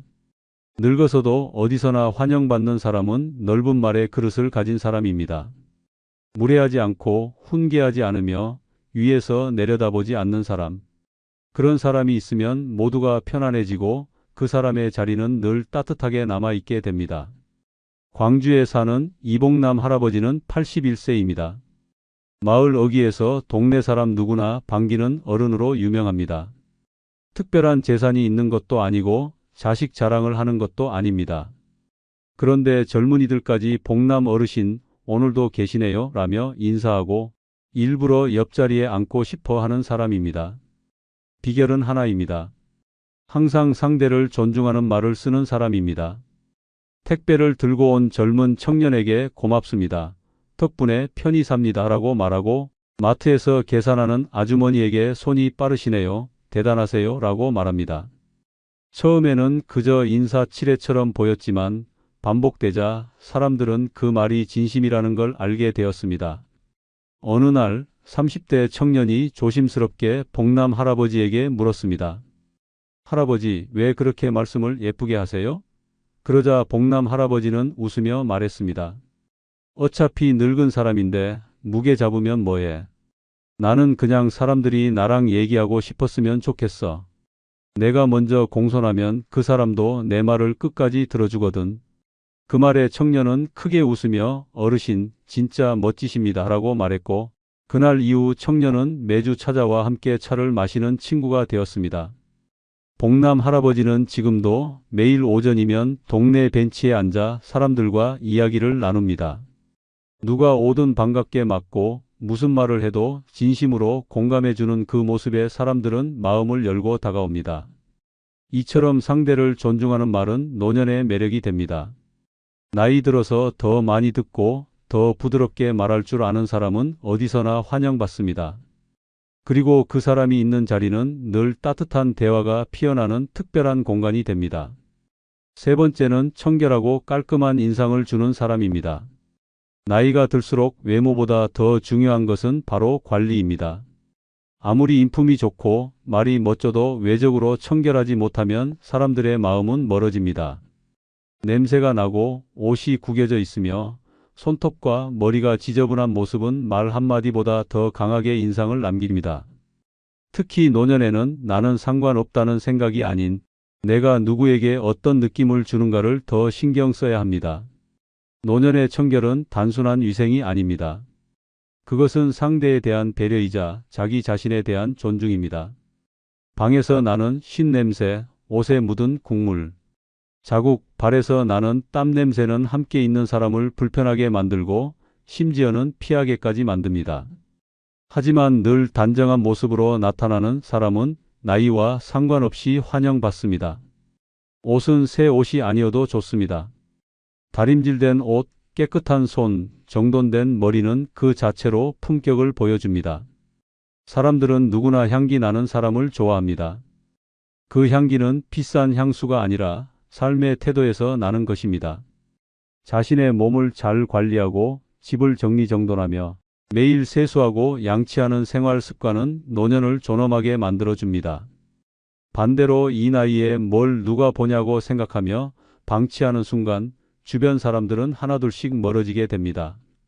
냄새는 말보다 빠르고 눈에 띄는 지저분함은 인격을 가리기도 합니다. 아무리 좋은 말을 해도 코를 막게 만드는 몸에서 나는 냄새는 공감 이전의 불편함을 줍니다. 깔끔하지 못한 어르신은 존경받기 어렵고 관계는 피로로 바뀌며 결국 외로움만 남습니다. 반면 단정하고 청결한 어르신은 젊은 사람들도 스스럼 없이 다가오고 도움을 주고 싶어지는 존재가 됩니다. 나이가 들수록 어떻게 보여지는가보다 어떻게 기억되는가가 중요합니다. 그리고 그 기억은 대부분 시각과 후각에서 시작됩니다. 깔끔한 손톱 하나, 잘 정돈된 머리카락, 구겨지지 않은 바지 한 장이 당신을 따뜻한 사람으로 각인시킵니다. 깨끗함은 젊음의 상징이 아니라 자기관리의 결과입니다. 늙었다고 포기하는 순간 당신은 잊히는 사람이 됩니다. 하지만 끝까지 단정함을 유지하는 사람은 늙어서도 환영받고 존중받습니다. 대구 수성구에 사는 김혜순 할머니는 83세입니다. 매일 아침 6시에 일어나 세수하고 머리를 정리하고 꼭 치약 냄새 나는 깨끗한 숨결로 하루를 시작합니다. 동네 경로당에서도 향기 나는 할머니라는 별명으로 불릴 정도로 인기가 많습니다. 모임에 나올 때면 언제나 다림질된 카디건, 단정한 회색 바지, 깔끔하게 묶은 뒷머리로 사람들의 눈길을 사로잡습니다. 어느 날 새로운 어르신이 경로당에 왔습니다. 처음 본 김혜순 할머니를 보며 이렇게 말했습니다. 어머, 여긴 모델처럼 멋진 분도 계시네요. 그 말에 모두가 웃었고 김 할머니는 겸손하게 대답했습니다. 내가 깔끔해야 내 말도 믿어주지 않겠어요? 그 말에 주변 어르신들이 박수를 치며 공감했습니다. 한 번은 김 할머니가 며칠 아프셔서 모임에 나오지 못했을 때 경로당 분위기가 축 처졌다는 말이 나왔습니다. 혜순 할머니만 오시면 공기부터 다르잖아 라는 말에 모두가 고개를 끄덕였고 김 할머니가 복귀한 날엔 마치 스타가 등장한 듯 박수가 터졌습니다. 그녀는 매일 같은 옷을 입어도 다림질 하나로 사람들을 감탄하게 만들고 나이보다 10살은 젊어 보인다는 칭찬을 자주 듣습니다. 단순히 예쁘게 보이려는 것이 아닙니다. 그것은 그녀가 자신을 얼마나 아끼고 타인을 배려하는지를 보여주는 삶의 태도입니다. 늙어서도 어디서나 환영받는 사람은 특별한 능력이 있는 사람이 아닙니다. 단지 자신을 소홀히 여기지 않는 사람입니다. 그리고 그 시작은 청결과 깔끔함이라는 작은 실천에서 비롯됩니다. 김혜순 할머니처럼 단정한 인상은 말보다 더 오래, 더 깊이 사람들의 기억에 남습니다. 네 번째는 시끄럽지 않고 조용히 중심을 잡는 사람입니다. 늙었다고 목소리가 커지는 것이 지혜는 아닙니다. 오히려 나이가 들수록 소리보다 무게로 말해야 합니다. 말 많고 자기 주장 강한 노인은 어느 모임에서도 환영받지 못합니다. 괜히 대화를 가로막고 모든 결정에 끼어들며 분위기를 자기 중심으로 끌고 가려는 사람은 피곤함의 중심이 됩니다. 그런 사람은 시간이 지나면 자연스럽게 소외됩니다. 아무리 오래된 사람이라도 조용히 무게 잡을 줄 모르면 결국은 텅 빈 존재로 남게 됩니다. 시끄러운 사람은 순간은 주목받을 수 있지만 오래 기억되지 않습니다. 오히려 또 시작이네 또 저 얘기야라는 말이 나올 뿐입니다. 사람들은 겉으로는 웃고 맞장구 쳐도 속으로는 그 사람의 목소리가 사라지기를 바랍니다. 반면 조용하지만 필요한 순간 정확하게 한마디 던지는 사람은 모두가 기다리는 존재가 됩니다. 말이 적지만 영향력이 있는 사람, 그것이 진짜 어른입니다. 중심을 잡는다는 것은 앞에 나서지 않고도 분위기를 안정시키는 능력입니다. 모임에서 다툼이 생겼을 때, 감정이 격해졌을 때, 혼란스러울 때 조용히 나서서 이쯤에서 그만하자는 말 한마디가 오히려 갈등을 멈추게 만듭니다. 큰 소리로 억누르는 것이 아니라 존재감 하나로 상대를 설득시키는 사람, 그런 사람은 어디서든 중심이 됩니다. 늙어서도 존경받고 환영받는 사람은 단연 그런 무게 있는 사람입니다. 조용한 사람은 관찰하고 배려합니다. 누구의 말에 상처받고 있는지, 누가 말이 없고 소외되고 있는지 살펴보고 필요할 때 조용히 손을 내밉니다. 시끄럽게 훈계하는 대신 따뜻하게 손을 잡아주는 그 조용함이 오히려 더 큰 울림을 줍니다. 나이 들어도 중심에 서고 싶다면 목소리보다 공감이 먼저여야 합니다. 조용히 중심을 잡는 사람은 모임의 기둥입니다. 없으면 허전하고 있으면 든든합니다. 말없이 웃어주고 말없이 자리를 정리하고 말없이 상대의 눈을 바라보는 그 조용함은 나이를 뛰어넘는 깊이를 가집니다. 늙어서 시끄럽기만 한 사람은 피로함을 주지만 조용히 중심을 잡는 사람은 평온함을 줍니다. 그래서 그 사람이 가는 곳마다 자리가 마련되고 사람이 모이고 따뜻한 관계가 이어집니다. 충남 천안의 유대근 할아버지는 82세입니다. 경로당에서는 말 없는 회장님이라는 별명이 붙어 있습니다. 공식적으로 회장을 맡은 적도 없고 회의 때 큰 소리 내는 법도 없지만 결정이 필요할 때는 모두가 유 할아버지를 바라봅니다. 실제로 어르신들끼리 고스톱 자리 문제로 갈등이 생긴 날 모두 언성을 높이며 싸우고 있을 때 유 할아버지는 말없이 일어나 TV 소리를 줄였습니다. 그리고 조용히 말했습니다. 우리가 싸워서 이기는 게 뭐가 있어?